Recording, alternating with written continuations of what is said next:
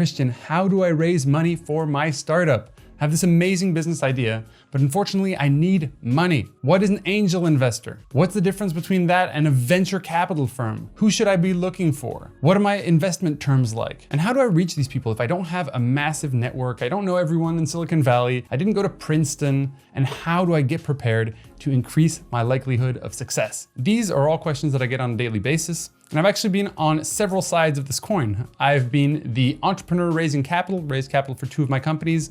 I've been advising investors on how to invest. I've been training founders who have raised millions of dollars in capital. So in this video, I'm gonna cover a couple things. First of all, the key questions you should be asking yourself even before you go out there and try to raise money. Then we're gonna jump into the essential steps that you need to prepare before you even start the fundraising process. And then we're gonna jump into how you can actually reach these investors, how you should be talking to these investors, and how you can get their attention and eventually close a deal. So let's get into it. Welcome back to the show, everyone. For those of you who don't know me, I'm Christian Peverelli, co-founder of We Are No Code, and this is my $1 million startup studio. You get it? It's a studio, and also we talk about building startups. This channel is entirely set up to help non-technical founders build their startups without having to learn how to code at all. We teach people how to do no-code, automation. We interview amazing people, investors, and all that. So if you'd like to subscribe, please do so. You're gonna get a lot of value from this channel. You can feel free to just subscribe, comment on this video if you have any questions, and also like, share, turn on notifications, etc. So now let's jump into the key questions that you have to ask yourself before you actually get started with the fundraising process at all. The first thing is funding right for you? There are several things that you have to consider when you're going through this process. The first one is this even made for you, right? The way I usually think about it is how easy is it going to be to raise capital for your startup? So that's the first thing I really want to consider. If it's going to be very hard, it might not be the right time for you to fundraise. If it's going to be relatively easy because of market dynamics, then that might be a smart idea. Also, understand that when you're raising capital, you have investors. Investors are going to be your bosses. So if you're someone who's simply looking to have no bosses, all the freedom in the world, wake up when you want, do what you want, then this might not be the right path for you. On top of that, there is this dynamic around what investors are actually looking like. Some investors need huge returns, and your startup or your business or your idea may not be the right fit for them. So going after those investors will not make sense. Now, the second question is this the right time to raise money? So basically, back in the day, it was pretty easy to raise money with only a pitch deck and an idea back in 2000, 2005. Now you absolutely have to have between 3 and 6 months of revenue, or at least a huge amount of users before you start actually being interesting for some of these investors, some of these accelerator programs that we'll talk a little bit about in just a second, and for angel investors or other types of investors. So if you're at the idea stage, just understand that there has basically been a shift and a maturity in the fundraising ecosystem that is making it more difficult for people to raise money without actually proving that they have a business model behind their idea and proving that you're able to execute on that business model, even if it's just on a small level. And another key point here is that every second that you're spending on fundraising, which by the way is a full-time job, you will not be spending building your business. So you're kind of sacrificing building your business to raise capital. So if you do it at the wrong time, you might fail at fundraising, and then guess what? You don't have a business and you failed at fundraising, so you have nothing. And so if you build the business first, at least you will have that business regardless of what happens throughout the fundraising process. Now, the next question you should be asking yourself is, who is the right investment for my startup? If you are at the idea phase, you might be looking for money from the FFF group. Friends, family, and also fools. Fools are essentially, it's people who are high net worth and who don't really understand this industry, but are excited about you, excited about your idea. They trust you, they're willing to put money into you. And that oftentimes are the first checks that people see within their companies, beyond their own founder's investment in the company. So the friends and family group is kind of the initial group that people usually get capital from. So if you're raising between $50,000 and maybe $250,000, that might be the right target for you. Now, if you have an idea and you've developed it a little bit more, you've done some user research, you really understand what the market needs, you have people who have responded positively to your offer, and you have a list of potential customers or emails, you might be an interesting prospect for accelerators. Now, accelerator programs, they will help you, they will train you on how to actually go out there and pitch to investors. They will help you and connect you to mentors who will be able to help you in the process of growing your company. And they also invest a little bit into your company as well in cash. So at the phase at which you're looking for maybe a couple $100,000, this might be a good option for you. Now, if you're at the phases at which you have already some traction and some revenue, you're starting to become interesting to early stage investors, including angel investors, alongside accelerators, of course, and maybe some early stage VCs. So this would be at the point at which you've pretty much proven the model, you have a full team, you've maybe generated 2-3 months of revenue, or you're consistently getting users to use your experience and to come back, then you might be considering these angel groups. Now, angel investors are individuals or high net worth people who are investing their own personal money into your startup. So they're taking relatively high risk. This is a really broad category because you have some people who really understand the tech industry and how it works. You have other people who might just be lawyers, real estate people, or other sort of high net worth individuals who have made a good career and are looking to get into this, but they don't necessarily have all the context. They've just heard that it's really cool to invest in startups and you can make a lot of return on your investment. So that's in and of itself its own range. If you're looking to raise between $250,000 and $1 million, that is definitely going to be a good prospect. Then you have super angels. So these are angel investors who basically invest larger sums, usually between 100 and a couple $100,000 themselves personally. And those go alongside early stage VC funds. So venture capital funds, these are institutions that raise money from external people so that they can make money for them. And so they invest anywhere from the very early stage, or the pre-seed or seed stage is what we call it, all the way to Series A, Series B, Series C, which are the growth phases of any business. Now, those investors are clearly only interested in 10 times the return on investment over a period of 5 to 7 years. They're essentially interested in unicorns, companies valued at over $1 billion. They want to exit and to make massive returns for their investments so they can raise their next fund. So understanding which investor is best for you is super important. Now, another question is, how much money do you actually need? So where is that money going to be spent within the company? So how much do you need? You need to build more on your product? Do you need to have a marketing team? Do you need to hire a couple individuals? These are all very important questions, but even more important than that, when you're talking to investors, they want to know, A, what are you going to be doing with the money? And also, where is it going to get you? So how many months will you be able to survive? That's called a run rate or a burn rate. And then also, what will you have in terms of milestones reached at the end of that period? So here we're talking about literally having 25,000 customers, each paying X amount of money, having successfully launched the second version of the app, for example, or having reached X amount of users. There are so many metrics, but you want to be very clear here because that's what people are investing in. They're investing in your future potential. And so when you're asking for a certain amount of money, they need to know exactly where that will get you. And then the last question you should be asking yourself is, if you're not able to raise money, what is your plan B? You shouldn't put all your eggs in this basket, because if you aren't able to raise, we want to make sure that you're protected, you still have a business behind it, and that is crucial. So ask yourself those questions. Now let's talk about the important steps to prepare yourself for a successful fundraising campaign. Number 1, create an outreach list. Create an outreach list of the investors who you think would be an awesome fit for your startup. So again, once you figured out which one is going to be best for you, you want to create a list. You can actually go on the internet and literally type in investor list or accelerator list, and you're going to find a huge amount of resources with already a lot of information there. So you really want to create kind of a list of outreach, because we're going to start reaching out to these individuals. But before doing that, we're going to start preparing ourselves for that outreach. So once you have that target list, we have to do some research. Doing research is super important. Why? Because you need to understand, has this investor already invested in the area that you are looking to raise for? What is the average check that this investor usually invests? Are there people in that investor's portfolio that's going to be a threat for me raising money from them? So if there's a direct competitor to you who's already raised money from them, it's going to be a conflict of interest. Does their fund still have money in it? Are they at the beginning of the fund, which is a point at which they really want to invest a lot of money if it's a venture capital firm, or are they at the end of their fund, or are they trying to raise a next fund? Right? If they don't actually have the money readily accessible to invest, then they may not be an amazing target for you in the short term. And so how do you get this information? There are lots of resources online. The best resource is going to be both Angel List, where you can get information about these investors, but also about your competitors and who invested in them, or potentially other people in kind of the same industry. They might be likely to invest in your startup if they've already invested and understand that industry.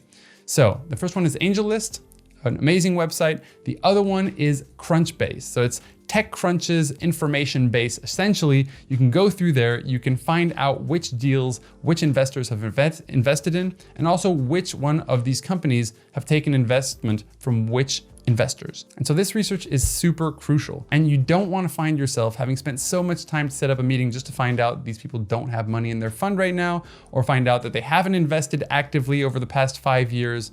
You don't want to waste your time. And so doing this the right way is going to be super useful. And a lot of people skip this step, so don't let that be you. Now, the next preparation step is going to be to figure out how you can get warm introductions to these people.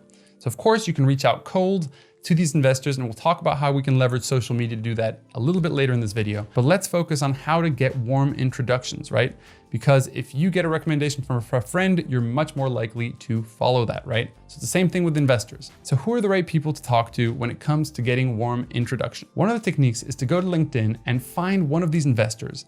Go and see if you have any mutual connections with them. And if you do, one of them might be able to introduce you when the time is right. Now, the best warm introductions you can get are to have an investor who is investing in you recommend you to another investor. That's the top of the top. Now, just be clear, asking investors who don't invest in you to introduce you to another investor only works if those investors don't invest at the stage that you're in. Because if not, why would that other investor take the advice of an investor who's not investing? Another awesome target is founders who have received investment from an investor, right? So if you start befriending some of the founders who are actually have already taken money from these investors, they literally got investment, which shows that they have the trust of that investor. So if that individual is willing to introduce you, you are already coming in with a much warmer introduction. Then there are lawyers. Lawyers are usually the ones bartering the deal once it goes down.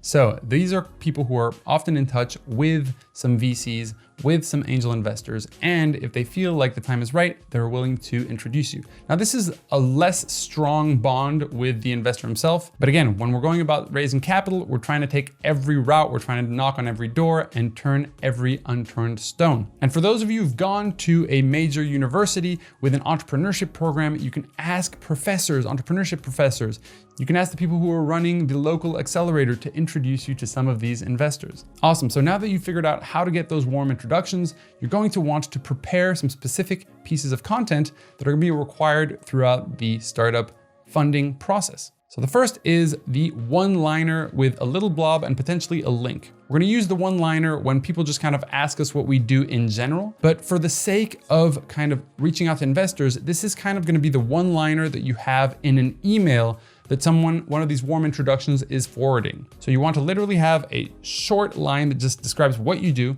potentially 3 bullet points. I usually call those the fireworks. Like if the team went to Princeton, or if the team has a lot of experience in this industry, having sold hundreds of millions of dollars of this specific thing in the industry, if you've already seen X amount of traction, or you have recurring revenue, or if you have people referring other people, these are all very short points. And again, we want to keep it very, very short, because at this point we're just looking for a meeting. So we just need to really have a one-liner. Then we want to have a tiny little blurb, maybe 3 bullet points of progress we've done so far. Then you could also add a link. So if you have a link to a website, if you have a link to a short intro video that talks a little bit more about your product, that would be awesome. But honestly, the link is not necessary. The next element you're gonna wanna create are pitch decks. And there are 2 kinds of pitch decks. The first one is a sendable pitch deck. A pitch deck you're gonna send someone, and they're gonna send to someone else, who's gonna send to someone else, who's gonna send to someone else. The idea with those pitch decks is that you are not in the room to pitch. So you have to have the storyline be very clear throughout the deck.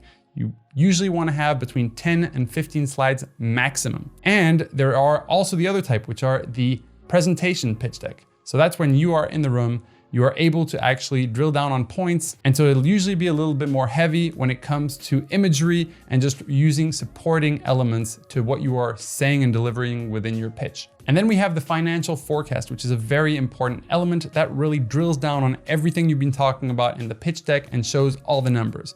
Who you're hiring, what are the different expenses that you have, what are the revenues, when you predict those to kick in, how the revenue growth is gonna go. Basically, it's going to be all about forecasting the plan that you've kind of described in very brief terms within the slides of your pitch deck. So those are kind of the classic elements. There are so many others out there. They can ask you for the first 100-day plan, like what are the first things you're gonna do in the first 100 days. They can ask you for a one-pager. They can ask you for just so many different things. So at this point, I would just create the basics, and then you will have investors ask for additional resources if they require them. The next step you wanna do, so you don't look like a rookie or like a newbie, is to prepare yourself. So you really have to train yourself. Knowing your stuff is really gonna increase your chances. And investors are really good at sniffing out people who don't know what they're talking about, don't know what they're doing, and that's gonna reduce your likelihood of raising capital from them. So here I categorize it in 3 different things. The first one is know your numbers. Know how much you are gonna be generating in 2 years. Know how much you expect to get from the market share. Understand how quickly the industry is growing. All those different numbers that have to do with your business. The second thing you need to know is the industry that you are in. If these investors invest in these kind of startups, they understand those industries. So really having an in-depth knowledge, having read a lot, reading all the news articles, understanding which startups are in the game, the competitive landscape, understanding how quickly that industry is growing altogether, understanding the specific niche that you're targeting at first, right? You don't want to target the entire industry. You want to target a very small niche at first. That really helps credibility building when it comes to investors. And then the last thing is startup stuff. Like literally just understanding the jargon, like what is LTV, lifetime value? What is CAC, like acquisition costs of getting a new customer in the door? What is churn? What is a term sheet? What are we talking about when we talk about due diligence? Don't take this for granted. If not, you're gonna look like a rookie. So if you don't know all those things, I would highly advise that you go and learn these things at the moment. At We Are No Code, we have a program where we teach founders how to build out their startups, learn all of the bases so that you can be taken serious by accelerators, investors, etc. All that without coding. So we leverage no-code technologies. You can check it out at wearenocode.com. The more prepared you are, the more likely you are to raise money and the more leverage that you're gonna have within that negotiation process. So come prepared. And if you don't wanna spend any money, that's awesome. Follow this channel. We give you so many tips. We teach you so many lessons on how you can go about building your startup and how you can also raise money from investors or completely bootstrap, which means like I don't have to raise any money. I'm staying 100% in control of my company, or also getting into an accelerator program. Cool, now that you're prepared, how do we reach these investors and how do we get their attention? How do we talk to them? The first thing you need to understand about fundraising is that you wanna go hard or go home. Again, every second you're spending fundraising, you're not spending on building your business, and that can be a huge handicap. So usually what you wanna do is get in, try to book as many meetings as possible, and whether you're successful or not in the fundraising process, you wanna get out after a couple of months. That usually should be a 6-month period. The shorter you can make it, the more competition happens in the market, and it creates this dynamic of FOMO, right? Fear of missing out, which is where investors all feel like, oh, I don't wanna miss out on that deal. Everyone knows about it at the same time. And even it's good to kind of take the reins and be like, hey, we're closing on this date, like with or without you. And that allows everyone to get back to work, right? You wanna get back to building your startup. They wanna get back to finding new deals and investing in those. It's awesome. Now, what I've already discussed is how you can actually get warm introductions to investors. So really focus on those warm introductions. And after every meeting, you can ask them if there's someone that they think that you should be talking to. That's what I call lily pad hopping. So essentially you get one meeting, it gives you 2 other meetings, those give you 4 other meetings, and eventually you're talking to the right person, right? There's this whole theory around we're only like 3rd-degree connections with pretty much everyone, right? Anyway, so for those people, make it as easy as possible. Draft that email of introduction, send it to them, send them all the information that they need so they only have to forward it, and make sure that you are getting those warm introductions as much as possible. It just increases your chances. Now let's talk about cold outreach. There are ways where you can get attention from people, from investors online. And lately, I've seen so many awesome stories of founders just cold reaching out on social media and getting actually pretty good responses, right? Whether those are yeses or nos. So for example, Twitter, great place. Direct messaging in Twitter, great place to contact people.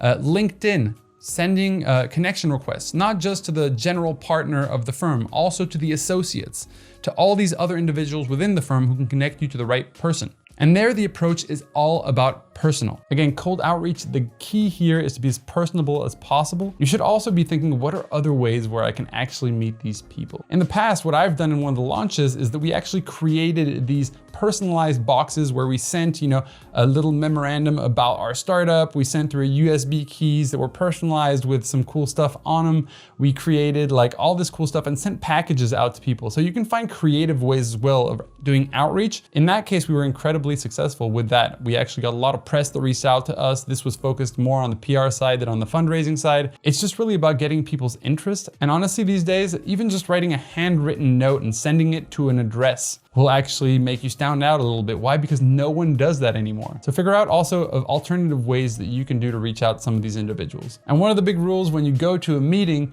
is a maybe is a no. And most entrepreneurs will get ghosted after they get that first meeting. So the idea is that we are working a funnel here, right? You want to hit up at least a couple hundred investors to expect to get a couple of meetings, and through those meetings, hopefully you'll be able to raise. If you're not able to raise, make sure that you actually just go back to the drawing board, keep building your business, come back when it's maybe a better time for you to raise capital. Again, there are so many alternatives. You can go to an accelerator, you can find alternative funding mechanisms. You don't have to go through investors. My name is Christian Peverelli. This was the end of the video. Hope you got some value. Subscribe, like it. We're building this into the #1 channel for non-technical entrepreneurs. So join the movement and I'll see you on the other side. Take it easy. Bye.